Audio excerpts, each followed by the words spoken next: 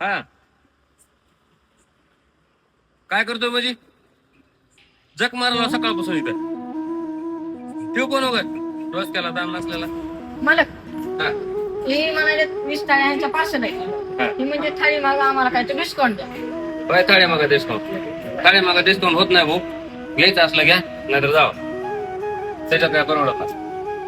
मालक तुम्हाला सकाळपासून झालंय काय आपण सकाळपासून एका थाळीसाठी राब राब राबता आणि तुम्ही एका सेकंदात 20 थाळ्याची गिऱ्हाईक हाकलून दिलं. तर बघितलं मित्रांनो तुमच्या घरच्या भांडणामुळे आपल्या व्यवसायावरती काय परिणाम होतो.